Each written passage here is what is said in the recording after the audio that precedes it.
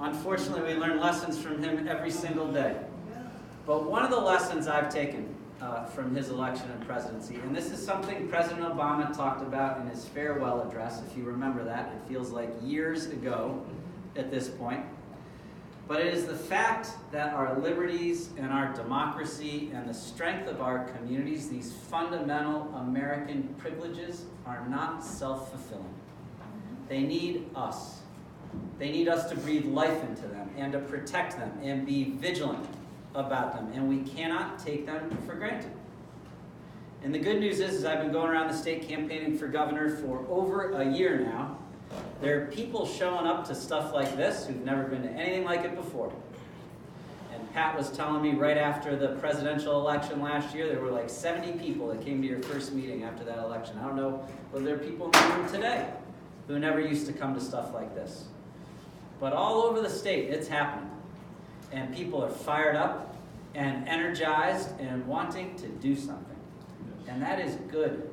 And we need to build on that energy and sustain it. And a lot of it is focused on Washington right now for good reason, when we have a president taking us backwards every single day. And we need to be focused there, and we need to fight there. But we also need to recognize that the best we're going to do in Washington right now is hold the line. I mean, we are moving backwards, and the question is how far? The only place we're going to move forward is here in Massachusetts. And moving forward, making progress, that is a fundamental part of who we are too. Now, my entire life I've been really fortunate. I've been surrounded by people who've proven our potential for progress. The very first time I ever got politically active was the summer before my senior year in college. I went to work on a campaign for a guy named John Glenn. He was running for re-election to the United States Senate in 1992, and I was running all over the state of Ohio, handing stuff out at county fairs for John Glenn, and there are 88 counties in Ohio, so I was very busy. But a couple of times, I actually got to drive John Glenn to events. And it still blows my mind to think about the fact this man who sat in Friendship 7 and orbited the Earth was sitting next to me in my Ford Tempo and letting me drive. Even scarier. But this is an American hero who literally reached for the stars and got there. I got to serve as a cabinet secretary for Governor Deval Patrick, and you all know his life story. It proves the American dream exists, and he never lost sight of all those continuing to reach for it. And there are many others in my life who've proven this point about our potential for progress. People like my wife, and my daughters, and friends, and colleagues. But no one more than my parents. My mom is from Cleveland, and during college she went away on a foreign exchange program to Spain. See where this story is going? 9 months later, she came back married to my 19-year-old Spanish father and pregnant with me. And I love telling that story to parents who have kids going on foreign exchange programs. It really freaks them out. It was tough for them at first. My mom had to drop out of college to take care of me. My dad didn't speak English, and he'd never been to college. But he worked his way from laying bricks in a city sewer system to becoming a successful small businessman and a proud American citizen. My mom went back to college when I was in high school and became a public school teacher and a member of the teachers union.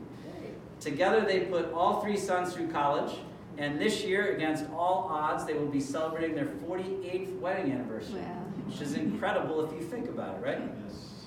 So through that example, and just through the way they parented us, they always encouraged us to set high expectations for ourselves. And they instilled in us a belief that with hard work and a little help, reaching those expectations was actually possible. Those values aren't unique to me and my family. Those are our values, American values. And no one has reached higher, worked harder, and accomplished more together than the incredible people of Massachusetts. Think about it. We started the Revolutionary War. We were the first to establish a public school and a public park. The first to recognize one's right to marry whoever you love. The first to make universal health insurance coverage a reality. And the list goes on and on and on.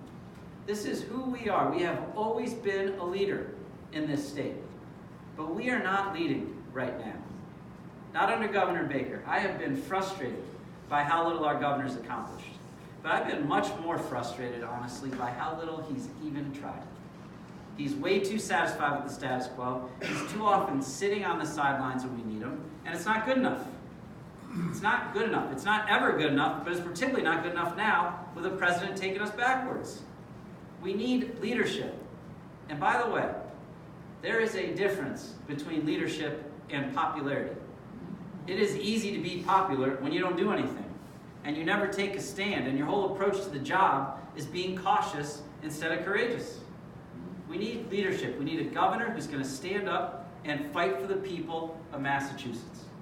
There are consequences to a lack of leadership. There are way too many working families across the state still being left behind, and way too little is being done to help them. And people forget this about Charlie Baker, but he has been terrible about standing up to hate and discrimination, time and time again, at a time where we desperately need leaders standing up to hate and discrimination. He ordered state police to detain immigrants, opposed Syrian refugees resettling in Massachusetts. He defended southern states flying Confederate flags at their state capitals, the very symbols of hate and bigotry and intolerance that we saw on display in Charlottesville. And he stayed silent on transgender rights legislation, only signing it when forced to do so and doing it behind closed doors. Maura Healey had to hold a fake bill signing ceremony so that people whose rights were protected by that legislation could celebrate the protection of their rights, because Charlie Baker wouldn't do it. It's not okay. It's not okay. It's not who we are. And it's definitely not leadership. Now, you all will remember that Governor Baker's case for being governor when he was a candidate wasn't about leadership. It was that he was going to be a good manager. Well, he has failed at that as well. And I know about good management. When I worked for Governor Patrick and oversaw the state budget during the Great Recession, much tougher times, we managed through that successfully while increasing investment to record levels in important areas like infrastructure and education, and we achieved the highest bond ratings in state history during that time. Governor Baker is struggling to manage the budget during a period of economic growth. He continues to cut funding for programs that desperately need it, and for the first time in 30 years, one of the rating agencies just downgraded Massachusetts' bond rating under Charlie Baker. And the reason they gave is he hasn't followed the responsible policies we put in place when I was there. And this is supposed to be his core competency and is literally his entire case for being governor. As CEO of a health insurance company that covered low-income people in the Medicaid program, I turned our company around, grew it by multiple times. We were considered a leader in addressing the opioid epidemic. So I know about good management. And we can do a better job managing state government, I am certain. But here's the thing.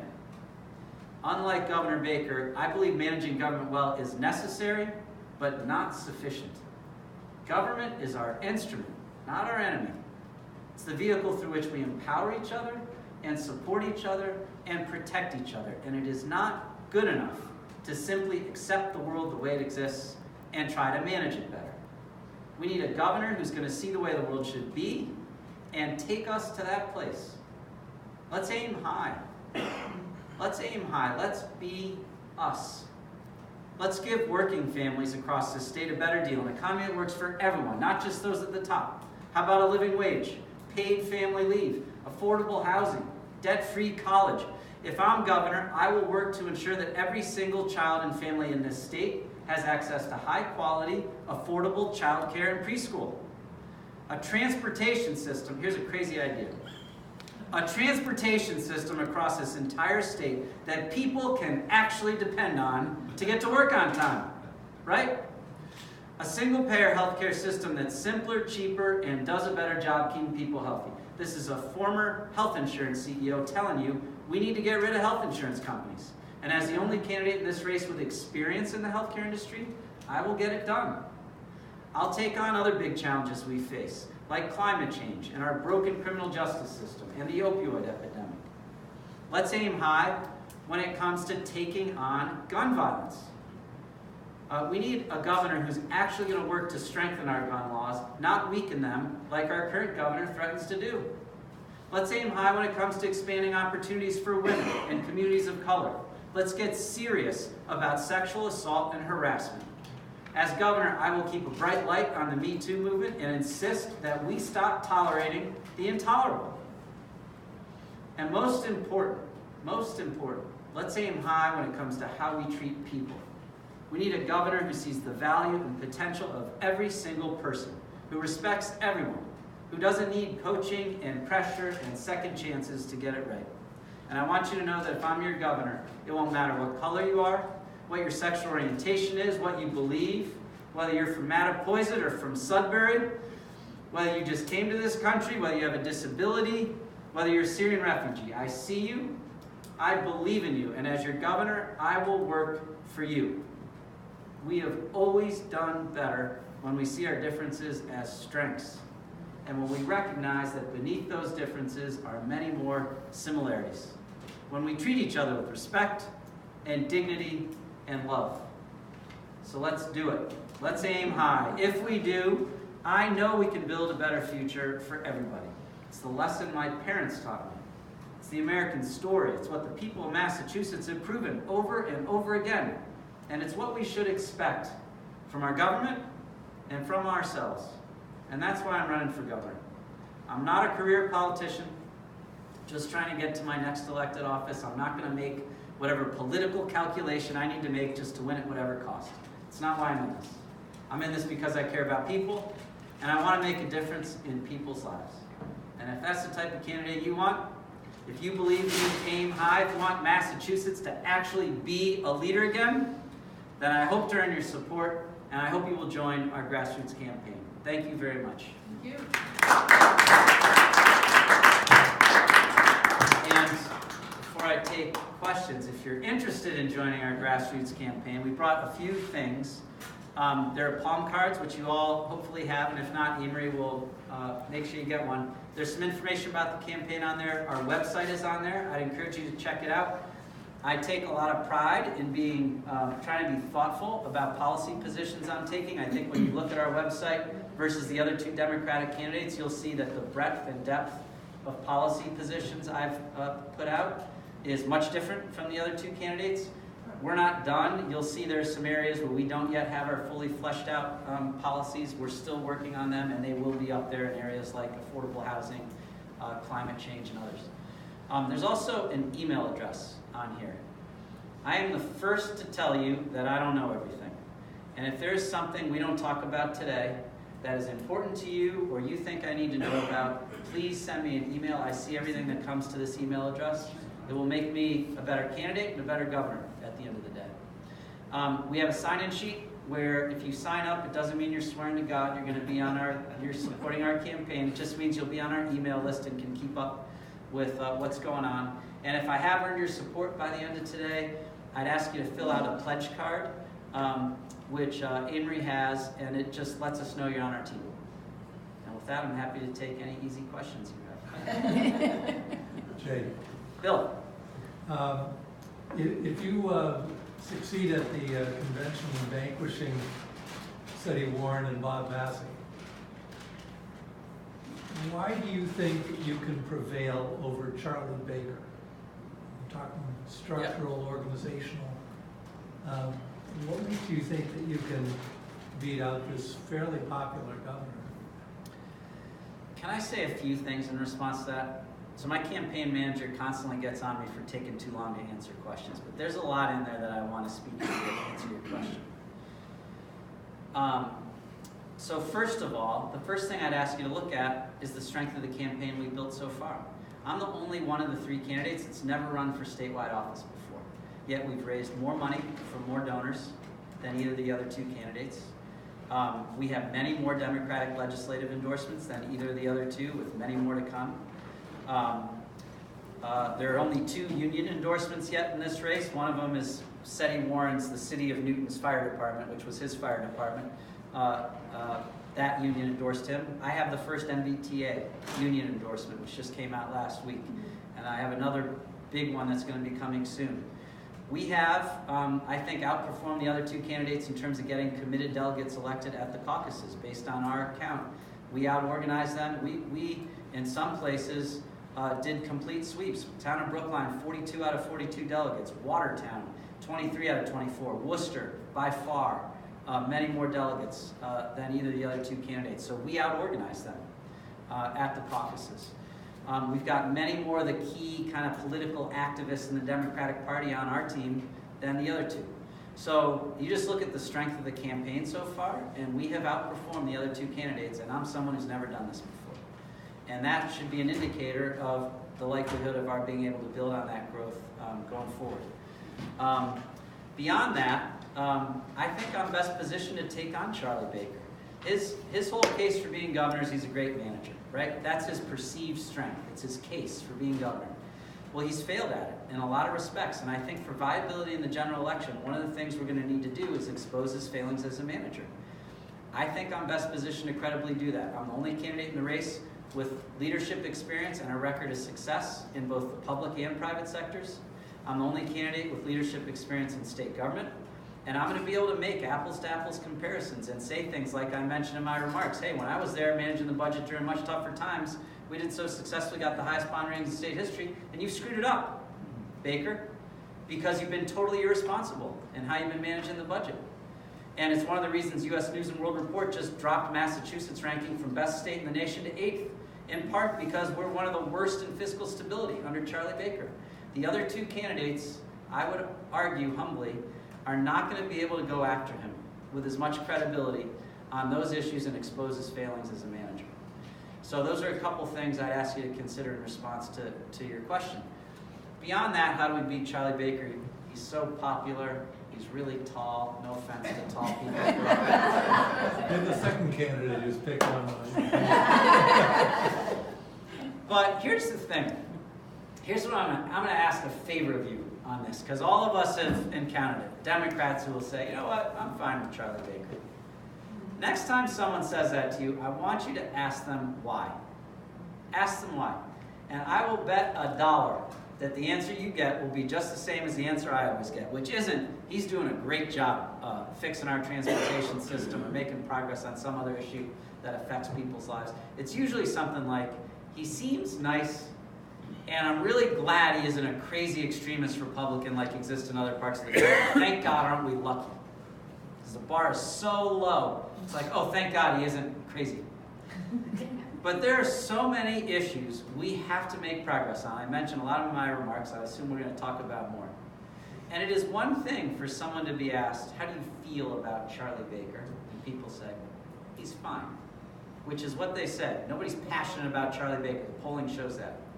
It's a different thing to be asked, who are you going to vote for? And elections are about choices. And in this case, this is going to be a choice between a governor who has no record of making any meaningful progress on any issue that affects people's lives on a day-to-day basis and literally has no agenda to do so and has been terrible about standing up to people and hasn't delivered on one thing he said he was going to do, whether it's fix the T or fix the opioid crisis or fix the Department of Children and Families or fix the budget. Every single one of those, based on objective metrics, is worse. Versus a candidate who desperately wants to make progress on issues that affect people's lives and stand up for everyone and has the leadership experience to deliver on it. And I think people are going to choose that as long as they're informed about the choice. And that's where all you come in. There's going to be a huge Democratic turnout in this election.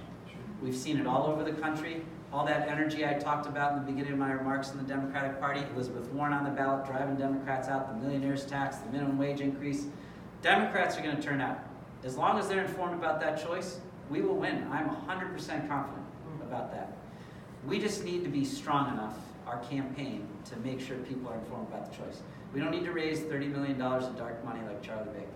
We just need to raise enough, and we need to have enough active Democratic volunteers getting the word out, knocking on doors, making calls, talking to their friends, doing everything I know all of you know, have done before and know is important. And we have built the strongest campaign so far, and I'm very proud of the foundation we've built. We got to take it to the next level now, and if we do, we will win this election. David. I wonder if you talk about a couple of specific economic issues. Okay. One of them is what policies and actions of the current governor would you point to as having resulted in a lower bond rating? What has he done that's actually hurt our credit? All right. And the second part is, What has he done that has either helped or hurt human services in the state of Massachusetts? Yeah. So on the first question, fundamentally, the way state government should work, and we should responsibly finance state programs and services, is to say, based on the revenue sources we have today, what is the sustainable amount of revenue that we can assume over time that we can responsibly spend? Which basically means during the really good times, like the last few years, we should be putting some of the revenue we're getting away in the rainy day fund so that during the really bad times, that money is there to use to sustain the same level of programs and services. And we should set our budgets based on that sustainable amount over time, not the ups and not the downs. Because what's happened historically is we spend what we have, and then when the economy turns, we have to cut all these programs and services. So when we were there, we actually put, for the very first time, long-term budget forecasting together. I had the chair of the economics department at Harvard, who later went on to be on Obama's economic advisory council, as one of my advisors for figuring this out. We had a whole written policy around it. It's one of the reasons the rating agencies increased our rating to the highest level in state history. And we put in place a policy that said, based on all these long-term forecasts, when we're in the periods where we're up here, like now, these are the amounts we should put away above that sustainable amount into the rainy day fund so that they're there during the bad time, so that we can sustain the programs and services people depend on. He's totally ignored that. Never reissued this policy, never done it once since he's been there. All the extra money, particularly the volatile revenues that state government gets, capital gains tax revenue, which is very hard to predict. We basically said any amount of capital gains tax revenue over a certain amount should go in the rainy day fund, ignored it. And as a result, the rainy day fund balance today under Charlie Baker, after years of economic growth, is lower than it was when I left state government at the end of the recession. When I was there during the recession, even during those tough times, during my 3.5 years as Secretary of Administration and Finance, we added $1 billion to the rainy day fund. So that is the biggest reason the state got downgraded, is he isn't following a lot of these responsible policies that we put in place when I was there. He hasn't been following them, and as a result, he has set us up for a huge fiscal crisis. This is not on anyone's radar, but if people think things are bad today with the state budget and how tight it is, wait until the economy turns. We are in huge trouble. And the biggest underlying problem is being honest about the fact we need new revenue. Because what we should be spending today based on the revenue sources we have is less than what we're spending, so that we could afford it through the bad times too. And the truth is the sustainable amount of revenue we have to support programs and services isn't enough to do what we need to do, let alone some of the additional investments we need to make in our transportation system, which is another big reason why Massachusetts has gone from 1st to 8th, is because we have one of the worst transportation systems in the country. And it is dragging Massachusetts backwards. Education, another area we need to invest more. So it's one of the reasons I support the millionaire's tax, which is the fairest way to generate meaningful new revenue we desperately need for transportation and education. Charlie Baker insists we don't need more money. We just need to manage better. That's not being honest. And he is not managing better. He's managing worse and setting us up for a crisis. The Health and Human Services area, as Nikki knows, who was a former commissioner of the Mass Rehab Commission, one of the agencies that helps people with disabilities in Massachusetts. I think the biggest way we should be measuring ourselves as a community is how we treat those who are most vulnerable among us through our collective instrument government. And all those human services agencies who help people with mental illness and people with disabilities, the elderly, others, children, abused and neglected children. I mean, we should be measuring how we're doing based on whether we're providing those populations who desperately need our help with the support they need. And we are not doing that adequately today. And it's another area that is getting squeezed, that is not on enough people's radars, that doesn't get enough attention until there's a tragedy. And it needs to be something we're paying attention to all the time. Government is the last resort for people with disabilities and elderly and others, and we need to be that support. And that would be a priority of mine, is to make sure we're doing right by the people who need our help. Diana. I realize that the legislature has primary responsibility for this, but what is your position on either raising or indexing the gas tax for roads and bridges like we used to do? Well, I supported the indexing of the gas tax, which ended up failing at the ballot. One of the problems is because of the nature of that tax, it doesn't keep up with inflation. I do think longer term we need to be thinking about a different way of financing transportation, because if we're successful, we need to get off of fossil fuels and get to a true clean energy economy as quickly as possible. And if we're successful, there will be no gas to tax, right? So we can't, over time, we can't count on that revenue source to fund our transportation system, and we need to be, I think, thinking differently about how we're gonna finance it over time. We need more money for transportation. That is clear. We've been starving our transportation system, not just the T, but the regional transit authorities, which right now, under Governor Baker, are getting squeezed more and are cutting service all over the state, and our roads and bridges. And so we're 45th in the nation when it comes to the condition of our transportation infrastructure. We're 47th when it comes to commute times. This is a huge problem. This is one of the areas that is a top priority of mine that we need to treat like an emergency.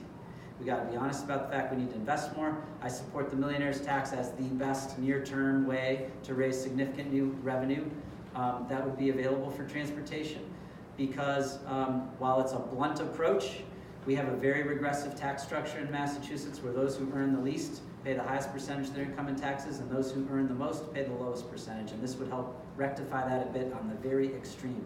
But it would raise $2 billion in new tax revenue on a tax base right now in Massachusetts is $27 billion. So this is meaningful new revenue that could help us go a long way. It's also making it a priority and being creative about it. When I was in the Patrick administration and we were going through the worst fiscal crisis the state had faced, I developed what was called the Accelerated Bridge Program, financing program. We had this huge backlog of structurally deficient bridges across the whole state, mostly because Charlie Baker's finance plan, when he used to have the job I had in state government for Bill Weld, basically took all kinds of federal money for transportation for years and years that would have been used for projects all over the state and put it into the big dig instead. But we had this huge backlog. We did $3 billion of additional bridge projects over an 8-year period that never would have gotten done otherwise. And we turned the needle on the number of structurally deficient bridges on the state and significantly reduced the backlog. That's now going the wrong direction again because the Baker administration is not investing in it. First and foremost, being honest about the fact we need to invest more. I also do not agree with privatizing our core public functions. The biggest private contract we have is the MBTA commuter rail system. The service levels are terrible. It's proving my biggest concern with it, which is when you separate the responsibility from delivering a core public function from the elected officials who are accountable to us for delivering it, it's a huge problem. And you see it playing out with Charlie Baker. Every time people complain about the fact that commuter rail, people can't count on it, says, oh yeah, Keolis is doing a really bad job. He's the governor. He is the governor. It's his responsibility. I would be the first governor to fire Keolis and bring that service in-house and to stop further privatizing our transportation system. How would you deal with the unions involved in the MBTA that are all riled up about the privatization, but their pay rates are extraordinary compared to the average taxpayer? Well, the second point I'm not sure is true, and there's a perception for sure. Whether or not T employees are getting paid too much or not is something I could look at, but I would be surprised actually if the pay levels are consistent with where people's perceptions are about it. I think in terms of privatization, I'd be aligned with the MBTA unions.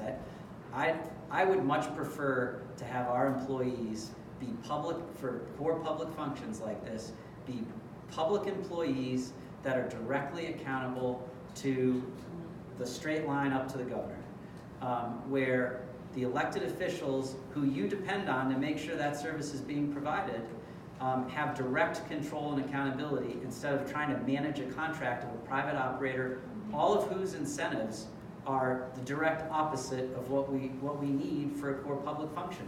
Their incentive is to do the bare minimum to get by and make as much as they can. And we need a system where the public employees are totally mission driven, and their incentive is to provide the best public service, and they need the support from the elected officials and financial support from government to do the job well. That's part of what we need to do too. But I think we should bring it in-house and make it all public employees. Nikki's been waiting a while, That's so okay. ask a question. Nikki, yes. So I'm interested a little bit more hearing from you about how you organize the healthcare system. We have this mushrooming Yeah. Medicaid budget. You talk about universal healthcare. The Baker administration actually doing some interesting things now around the ACOs, Yep. accountable care organizations, trying to really shift the costs from the hospital and put in the community to try to keep people out of hospitals, which is an interesting model that they're trying to develop. So I'm interested in your ideas of how you improve healthcare so that it would be universal and that people would get the healthcare that they need. Yep. So if you believe, like I do, that every single person deserves access to the healthcare services they need to be as healthy as they can be, and that that's a fundamental human right, then the system we have today is not your system, because that's not what's happening. Our system is so overly complicated. It's so dysfunctional. It's not working for people. It's way too hard to navigate. It is way too expensive. Health insurance coverage today doesn't really even feel like health insurance coverage anymore, with all the deductibles and co-pays and out-of-pocket costs. And if you go to that doctor, they're not in your network, so you gotta pay the full bill. And the quality of care, honestly, isn't as good as it should be. And there's a huge gap in access to services between those who are wealthy and have the Blue Cross Blue Shield employer plans and those in the Medicaid program, where there are lots of doctors and hospitals that won't take them. So, and our system today is based on the premise it's a functioning market, and it has none of the attributes of a functioning market. None, which I'd be happy to get into if you wanted, but I won't. I really believe the best approach we can take to get to that system that is simpler, cheaper, does a better job keeping people healthy, actually works better for people, is financially sustainable over time, is to go to a single payer system. I want to give you one example of the administrative waste and costs that we cut out of our system if we do this thoughtfully. So as a health insurance CEO, I was very proud of some of what we did in terms of helping coordinate care for our members and make sure people got access to the care they needed. Most of what we did was facilitate a bunch of useless, valueless transactions. So we had a whole team of people that would go to every doctor and hospital, negotiate a contract with every single one, negotiate different payment rates, require those doctors and hospitals to do different things. We then would take all those contracts and we'd have a whole team of people that would input them into our IT system so we pay all the bills correctly. We'd inevitably screw some of that up, so we had a whole team of people that dealt with all the screw-ups. Every health plan has all those teams of people negotiating different payments to do the exact same things and telling doctors to do different things. And all the doctors and hospitals have teams of people to deal with all those teams of people. And I read somewhere that Toronto General Hospital has 4 billing people, and Mass General has 450. And it's not only not adding value, it's actually counterproductive, because all these multiple health plans are telling or requiring doctors and hospitals to go different directions and do different things. So it is ridiculous. And if we go to a single payer system, that's one example of a lot of the waste and inefficiency, huge cost in our system that we could cut out. We need to do it thoughtfully. There are potential pitfalls. Single payer is a means, it's not an end in and of itself. But I believe, because I have leadership, I'm the only candidate that has experience in the healthcare industry, and both of the other 2 candidates believe we need to go to a single payer system, which is great. but I'm the only one that's worked in the industry. Before I worked in the industry, I was chair of the board of the Health Connector for 3.5 years when I was in state government, when we successfully implemented Massachusetts health reform before Obamacare. So I know the industry. I know lots of people in the industry. To your point, I can answer your question about the ACO stuff. I negotiated the legislation, Chapter 224, in 2012 on behalf of Governor Patrick with the legislature. That was the healthcare cost containment legislation that actually led to the industry moving in this direction. Baker didn't decide, I want to go to ACOs to try to reform our delivery system so that doctors and hospitals are incentivized to provide better quality care. We passed this law forcing it to happen. The Obama administration forced it to happen, and that's why he's doing it. I think it's the right direction. That's another part of our healthcare system that we need to reform, so I think it's the right direction. I think the way they're doing it is extremely complicated, and I'm not sure it's going to achieve the results that they're looking for. We do need doctors and hospitals to not just be getting paid for every service they provide, which just gives them the incentive to provide more services, whether or not it's actually resulting in better healthcare. There needs to be some skin in the game and incentive, which is what this initiative is all about. But most of the waste, valueless cost and waste that we can easily cut out is on the payer side, on the health insurer side. And if I'm governor, we will get this done. This is a top priority. How'd you pay for it? If we do it thoughtfully, we will save money. So there are two different aspects to answer your question. One is the total amount we spend on healthcare overall. Put aside the sources of those funds for a second. The total amount we spend in Massachusetts, I think, is like 18% of our total gross domestic product. I think it's like $60 billion or something a year. We will, if we do this thoughtfully, spend less overall on healthcare in Massachusetts because we'll cut out a lot of those valueless costs. The second question, which is a harder one, and I don't have a specific answer to right now, is what will the sources of funding for that new system be? Today, government through the Medicare and Medicaid programs provide most of the funding for our healthcare costs, but we pay out of pocket for a portion of our premiums and copays and deductibles, and employers also pay for a portion of premiums. So those are the main sources of funding for healthcare today. We would need to figure out in the new system, if this is what we spend today and we spend some smaller amount tomorrow, and we're gonna fund it through a single payer system, how we transition from all those sources of funding today to the sources of funding for the system tomorrow. And that is, we're gonna need to be thoughtful about it so that we do it in a way that is fair and that minimizes disruption. But I think real question should be, I think employers probably need to continue to be a part of it. But we would be getting away from employer-sponsored insurance, which is one of the problems with our current system. When someone loses a job, they need to worry about where am I getting my health insurance from. That shouldn't happen. But anyway, I'm not, as a candidate for governor, and I think this would be the wrong approach, going to go into a room by myself and come up with a 20-page detailed plan on how every single detail of how our single-payer system is going to work. The very first thing I would do as governor is put together a group of the right people with perspectives of all the different perspectives we need from the healthcare industry and users of the healthcare system to figure out what do we need to do to transition from the system we have today to a single-payer system that's going to get the outcomes we need, and get them working on it with a sense of urgency as quickly as possible, and basically say you're not leaving this figurative room until we figure it out. Who would you tap to Bill? organize that? I'm sorry, I don't Amy know tells yet. me that we have time for just one more question. Is Okay. there anyone who hasn't asked a question yet? I would. Oh, Teresa? I was just gonna ask you, you mentioned Charlie Baker and a lot of sources of dark money. Do you have any plans to talk about that? I have been talking about it, so I would encourage you to check out Okay. my website on that, but a few points on it. So I'm the only candidate in this race that's actually proposed a series of campaign finance reforms. I did it months ago. You can find them on my website in detail. One of the things I've said is that as governor, I would support a United States constitutional amendment and support doing whatever we could for Massachusetts to support a United States constitutional amendment to overturn the Citizens United decision.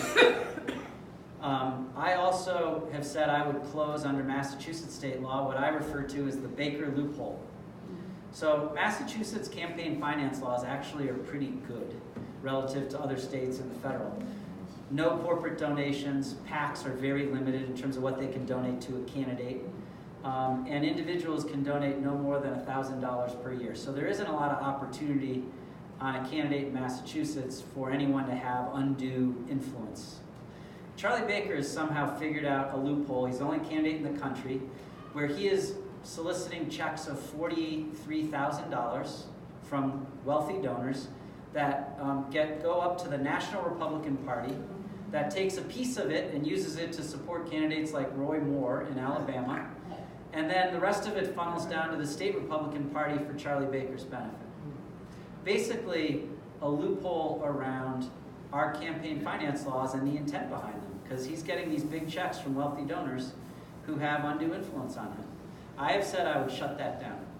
The other thing he's done as the primary supporter of the charter ballot question campaign in 2016, remember where he was trying to expand the number of charter schools that were allowed in Massachusetts. Unfortunately, his campaign lost and went down in flames, but he raised something like $25 to $30 million for that campaign. And it was found that he was raising huge, undisclosed, unlimited amounts from big wealthy donors, funneling them up to shell organizations, including a nonprofit organization in New York, that would funnel them back down to the campaign committee for the charter ballot in Massachusetts. Now, unlimited donations for ballot questions are allowed from individuals in Massachusetts, but they need to be disclosed. These were to avoid donors having to disclose them. And they got found out, and just a few months ago, they were fined the biggest campaign finance fine in state history. And it was a political money laundering scheme.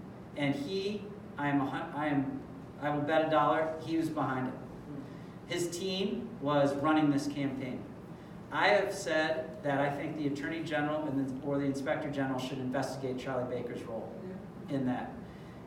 There were donors. I've said that the chair of the State Board of Education should resign because he was one of the donors who gave something like $500,000 through this. This is the chair of our Board of State Education. Another donor gave $2 million who had a development project that he wanted killed in the North End. And guess what Charlie Baker did? Right after he gave this $2 million, killed that project. It's exactly what's wrong with our campaign finance system, and Charlie Baker has been violating the letter and intent of our campaign finance laws, and I've been screaming about it, Teresa. We've gotten some news articles about it. I put out press statements about it, and I'll continue to stay on it because, one of the things we should be striving for generally is for regular people to be the ones who have influence over election results and public policy. It's why I support things like much stronger public records laws, doing everything we can to make it as easy as vote to possible, and campaign finance reform. Because Charlie Baker is the poster child of wealthy special interests having undue access on him because of the amounts they give. That deserves a YouTube video. Yeah. It does, yeah. Well, maybe Bobby will share it. Bob tells me, he told me when Steady was here, he's from Rhode Island. Correct. And he's thinking about running for office himself one day. And he comes to these things and videotapes. So he can see different styles of presentation. Yep. That's his story. That's the And story he's I heard sticking too. to it. That's the Let's story answer I heard that. too. Sure. So can I just wrap up, Pat? Yep. So I really appreciate your being here this morning and your engagement. It means a lot to me. I'm really hoping for your support, and I'm asking for you to join our team. And one thing I'd ask you to consider, because Bob Massey and Seti Warren, I've been spending a lot of good quality time with both of them over the last year. They're both great people, great candidates. If either one of them becomes the Democratic nominee, I will support them 100%. Either one would be a lot better governor than Charlie Baker. But I'm asking you to support my campaign. And I think while there are a lot of similarities among the three of us in terms of the positions we all believe in and what we want to do as governor, there's a big difference in terms of experience. And as I've mentioned, I'm the only one with leadership experience in state government getting big things done. And I think that should matter. You know, as I mentioned, I negotiated this healthcare cost containment reform legislation. I was Governor Patrick's point person on that, working with the legislature and other key stakeholders. Same thing with the transportation reform law in 2009 that got rid of the Turnpike Authority and more money for transportation. Lots of the big things we got through, I was often his point person for negotiating those. So I know how the process works. I've worked successfully through it. It's not going to matter what we all want to do unless we actually do it and deliver on it. And I think based on my experience, I'm best positioned to do that. So that's my case. I really would love your support. We need your help for all the reasons I mentioned before, and I'm confident with your help, we will win this election. We will actually aim high again. We will actually make Massachusetts a leader again, and we will make a meaningful difference in people's lives. Thank you very much.